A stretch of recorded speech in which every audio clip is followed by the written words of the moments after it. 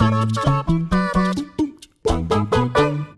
everybody, welcome to WhatCulture Gaming. I'm Scott, joined by Josh. Hello. And Days Gone is a thing. It certainly is. That we're both kind of playing through. I think it's kind of overshadowed by the fact that Avengers Endgame and Game of Thrones are doing the rounds, and it's just like, hey, underneath So much content in so 1 many week. big entertainment fandom properties and whatever else are kind of doing the rounds, but we are still both working through almost said Game of Thrones there. Days Gone.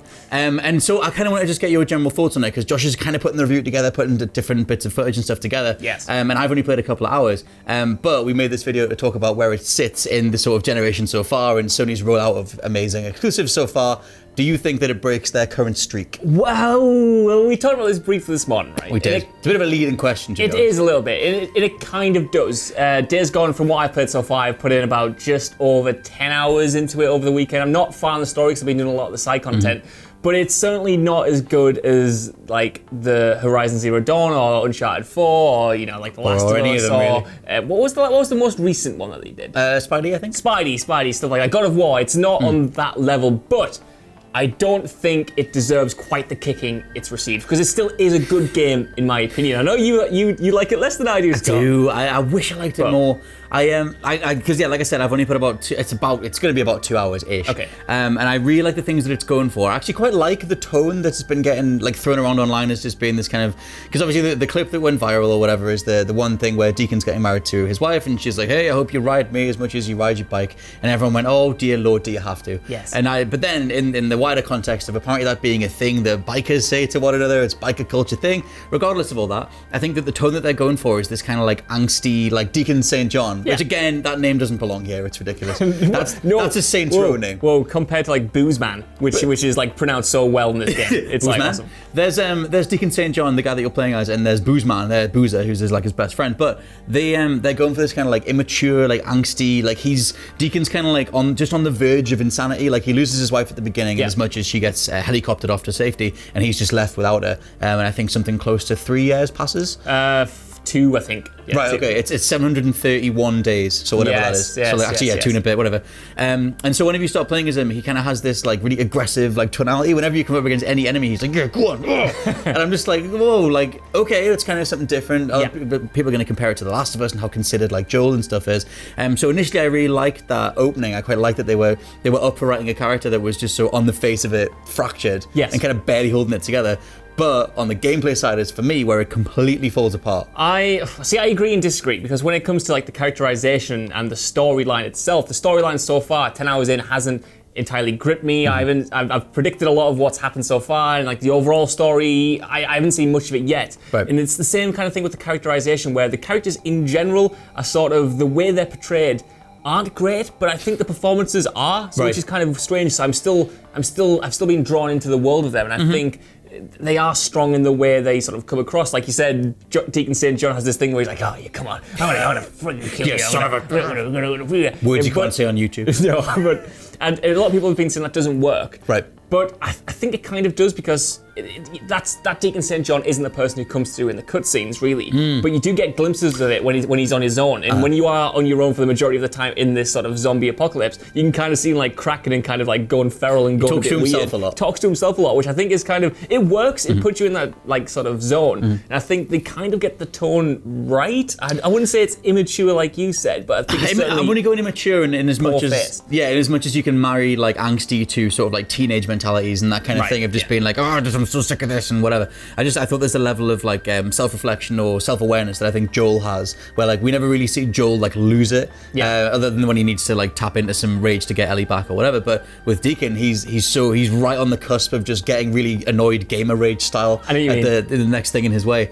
And so I quite like that sort of tone. I think it's too intentional for it not, there's too much time's gone into this for this not to be completely intentional. Yeah. So I think one of the immediate sort of like point finger and laugh things was like, oh, look at it trying to be all serious. But I think it's trying to go for a specific tone that directly isn't trying to compete with The Last of Us. It's trying to be its own feel. Definitely. So, I think with Deacon St. John in particular, that's sort of like, his characterization. Deacon St. John. Hey, it's a good name. That characterization is sort of justified as well, because you get moments of like tenderness. Like, I don't know if you've got to the part where you go to where Sarah, his wife, was like last seen, and he's got like a little gravestone that he's like etched into it, and you can go visit that and pay respects. But he's sort of like kicking himself when he does it, because he's trying to lose that part of himself, which I think kind of works when you get to him at the beginning. I don't know how that arc's going to span out, but it's compelling enough for me to want to play more. Well, that was why I ended up getting a copy of it, was because I'd heard like sort of middling to positive things about the story, and like a few of the reviews said like, oh look, it's worthwhile overall for the story, if you can kind of stick with it. But I mean, we might as well pivot and talk directly about the gameplay, because that's the thing that just has been tanking it for me, is that like there's multiple strands to the gameplay. You've got your kind of basic third-person, not really cover shooter, but third-person action stuff, and a lot of stealth, a lot of tall grass, a lot of hiding, a lot of throwing distractions and sneaking up on guys. Like, we've done these things like a million times before. The other thing that it sort of offers is this really physics-heavy bike stuff, which is the thing that I think it immediately reminded me of GTA 4, which is the worst thing to remind me of in terms of a handling model, because it's so squirrely, it's so slidey, and they want you to get used to it. They want you to power slide around corners and sort of like, go through the apex of a corner, realign and come flying back out the other side. And I get what they're going for, but the way that their progression system is pretty much mitigating the negatives of that opening slog. Like, they give you a terrible bike and then go, okay, put a lot of time into it to make it workable. That's it. I quite like the game, but I will agree that the first couple of hours, man, they are a slog. The first thing you do is sort of like this motorbike chase, and like you said, the handling of the bike is so bad. It's so slow. I didn't know what was going on there. I'm not bad at this game, but I crashed and I couldn't catch up. Did you hit the tree? I hit the tree and I couldn't keep up with the guys. And like the story was happening, and I was like, what is going on? And then after that, everyone hit that tree. Really? Yes. I'm so pleased it wasn't just me. I was like, have I just lost my entire skills to play this game? Yeah. There's a tree to the side of the first bridge that you go past, but there's a bridge that your guy you're chasing goes over, and there's a ramp to the side of the bridge, and your brain does both things at the same time. You're like, well, I'm supposed to go that way, but my gamer brain says the ramp, and you sort of do both. It handles so and they put a tree after the ramp. Like, what are you thinking? But why did you do this to me? But I think that makes a bad first impression. And then when you first get in control of some combat, we have to like stealth your way around this ambush camp. It was the same again. I kind of like got seen, and then they came after me, and it wasn't really fun. The shooting was sluggish, and I just thought, after those two experiences, I'm not going to have a good time with this. I was so worried. Yeah, there's another thing is that just tiny things, which it shouldn't matter, but they stick out, mainly because a lot of other games, especially Sony's exclusives, are so polished. Things like when you come out of a cutscene, it fades to black and comes back up again, which is a minuscule thing, obviously. But in the grand scheme of things, there's like little sort of UI things, like the fact that you invert or reinvert the camera on foot versus on the bike. The aiming controls, the sensitivity is a bit squirrely and a little bit sort of, it just doesn't really line up very well. The melee combat is a huge problem for me, because you're shooting with R2, but you're also dodge rolling on R1, and then pressing right trigger to do a melee strike, but only if you've swapped on your weapon wheel to something else. It's like, why not just give us a dedicated melee button? Well, R2 does just go straight in melee. But if I guess so. It's just like, it's weird, like sort of like juggling between the two. And the camera, you can't rotate the camera during a stealth kill. So if you're trying to like reorientate yourself or get an idea of where people are, even the base radar system is just, there's a threat in this direction. It's like, where do I even go? It's difficult, because for me, there's not a huge thing I can point to say why I'm not having as much fun as I should be. It's just lots of those tiny little things, like in the presentation, like you said, the fade to blacks is so strange. It sounds like such a small thing to complain about, but it impacts the overall presentation in such a stilted way. Like, you can't sort of buy into any specific scene if it's emotional, because it will fade to black, it'll come back up, and the line, like the performances will be kind of like in different places, and it's just kind of weird. You'll hit a loading screen between missions and areas, and it's just, why was this here? That's another one as well, is just, it's like a general sort of, I don't want to say lack of polish, but just, it is those weird, like those transitional things where like a whole bunch of different motivations and goals and side objectives will just pop up on the screen when you're in the middle of something else.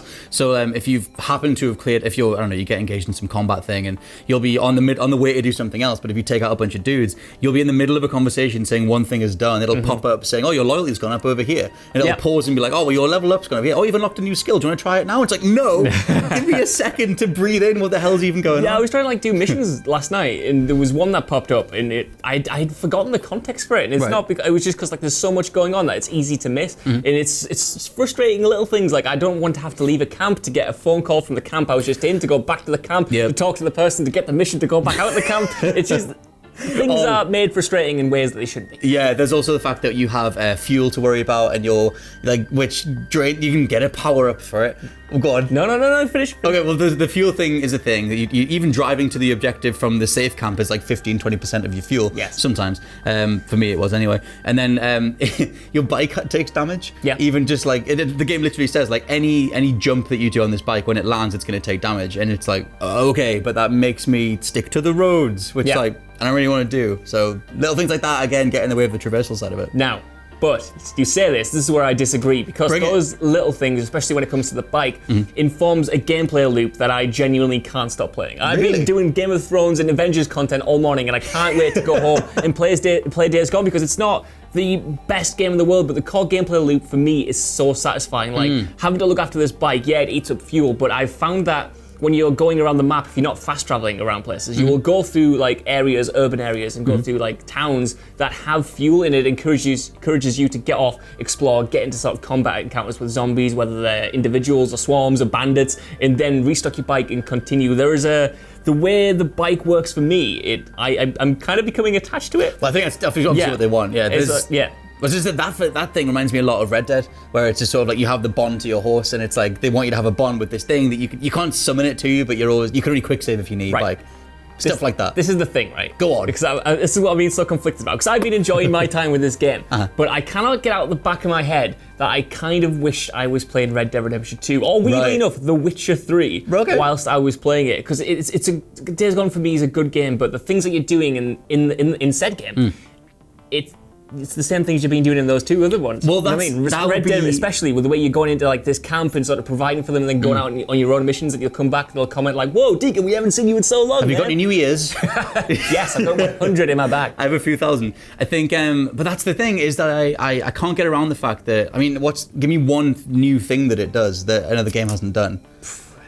Bike? Do you want a better bike? And so that's maybe just the cynical side of me, where I'm just like, okay, what are you actually bringing to the table? I think some of that is the tone, because I haven't so a lot of us thought that this was going to be open world The Last of Us, and like when you're sneaking through, like when you're sneaking up on someone and you sort of have the back and forth between different NPCs as they search for you or whatever, you do get that Last of Us vibe, especially because the tone is so kind of dour anyway. But I think the way the script's written, it has a different style towards its characters. You have all those like Sons of Anarchy style influences or biker culture influences, which help differentiate it. But for me, I was like, I could totally go for an open world Last of Us.